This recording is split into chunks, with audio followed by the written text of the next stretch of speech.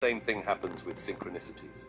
Once you begin to believe they're real, expect them, and look for them, your brain starts allowing those patterns through the gate. But this goes deeper than just brain function. Far deeper. But let's talk about quantum physics for a moment.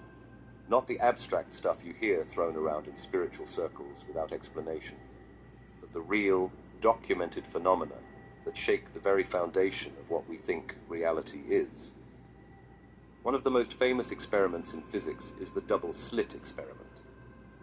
Here's what it revealed. When scientists fired particles, like electrons or photons, through two slits onto a screen, they expected them to behave like little marbles, creating a straightforward pattern. Behaved like waves, creating an interference pattern, as if each particle was in many places at once. But here's where it gets wild. When the scientists observed the particles, just watched them, the interference pattern collapsed. The particles stopped behaving like waves and began behaving like particles again. Just by observing, the outcome changed. What does this mean? It means that conscious observation affects reality, not metaphorically, not symbolically, literally. This single discovery flips everything upside down.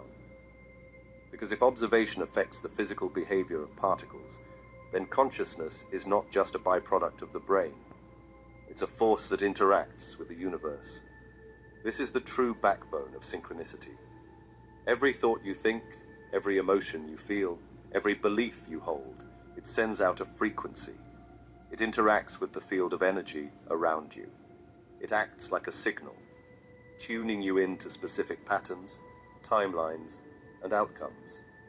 Just like a radio dial, when you change your frequency, you change what you're able to receive.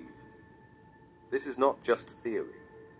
In metaphysics, it's known as the law of vibration, the idea that everything in the universe is energy